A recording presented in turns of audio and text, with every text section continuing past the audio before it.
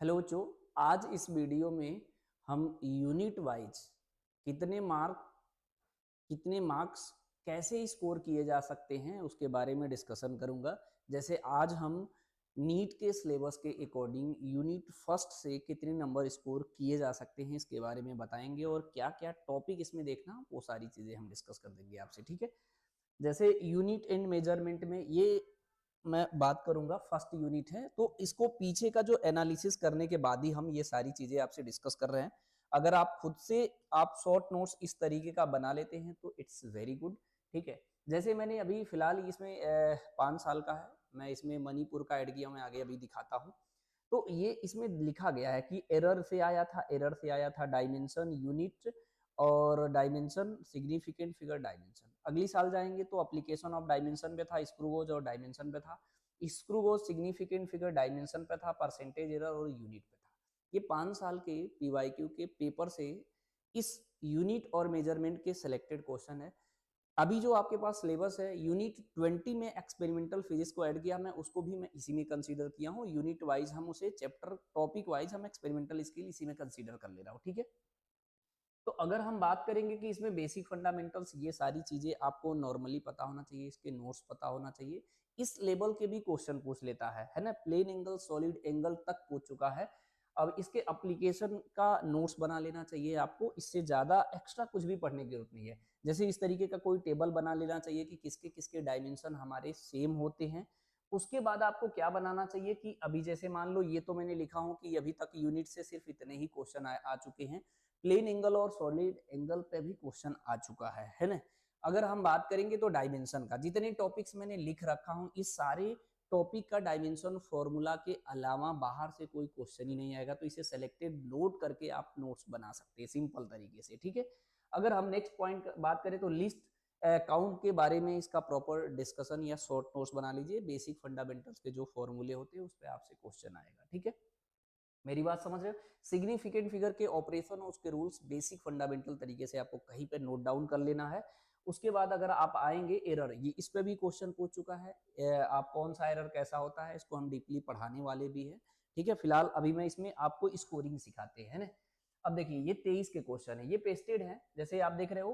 Personal error, list count, random error, ये मतलब इस टॉपिक पे क्वेश्चन आया है इस पे। तो ये कह रहा है कि आपको बेसिक टॉपिक्स क्या है नोट करनी है सिंपल तरीके से।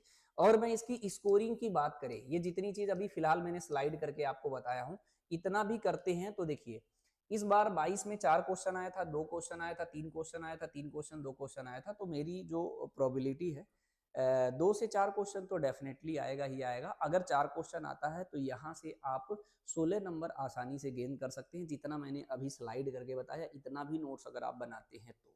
अदरवाइज आपका नेक्स्ट स्टेप क्या होना चाहिए, ये सारे क्वेश्चन को मैंने अभी ये मैंने जैसे पेस्ट किया हूँ ऑलरेडी आपके पास क्वेश्चन होंगे सारे पीवाईक्यू के ये क्वेश्चन है, ये होने चाहिए है ना।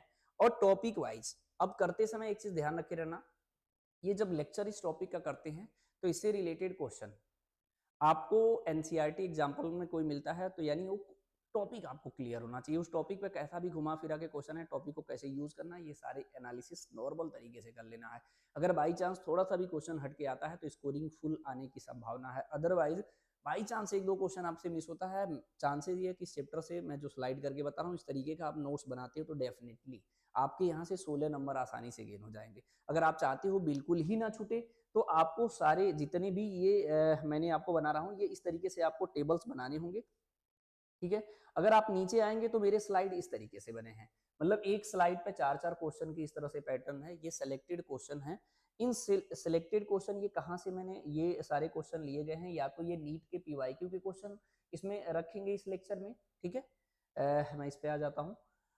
अदरवाइज जो है एनसीईआरटी का होगा या तो एग्जाम, ये यूनिट एंड मेजरमेंट का है, यहाँ से भी आप आसानी से 16 नंबर गेन कर सकते हैं। तो पता है बहुत ज़्यादा अगर आप पढ़ने का प्रयास कर रहे हैं तो उस चक्कर में ना पढ़िए।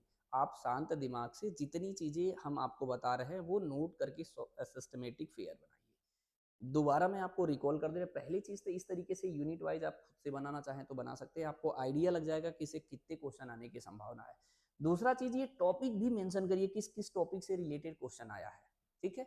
अगर आपको लगता है कि ये सारी चीजें खुद से नहीं कर पा रहे हैं तो हम आज से एक बैच शुरू कर रहा हूँ। आप हमारे चैनल को ज्वाइन करके ये सारी चीज़ें पूरा कंप्लीट फिजिक्स का आसानी से देख सकते हैं। और फिनिश डेट 27 है, आज से शुरू होगा। यूनिट वाइज शुरू होगा, 20 यूनिट नीट के सिलेबस में अगर है तो यूनिट वाइज मैं आपको सिस्टमेटिक इस पैटर्न से रिवीजन करने वाला हूँ। अदरवाइज अगर आपको लगता है मेरा चैनल नहीं ज्वाइन करना चाहिए तो आप खुद से पीवाईक्यू का बुक रखिए, फिजिक्स केमिस्ट्री बायो। बायो का मैं नहीं एडवाइस करूंगा, लेकिन फिजिक्स और केमिस्ट्री में मोस्ट प्रोबेबिलिटी है कि इसी तरीके से अगर आप नोट्स बनाते हो तो आपको एग्जाम में बहुत हेल्प करेगा। इस तरीके का नोट्स बनाइए, उसे रिवीजन करिए, डेफिनेटली आप देखेंगे कि आपकी स्कोरिंग बिल्कुल बेस्ट रहेगा। ठीक है।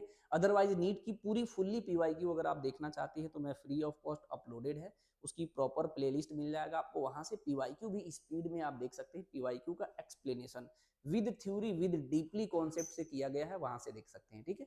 तो आज इतना ही बात करेंगे। ठीक है। All the best.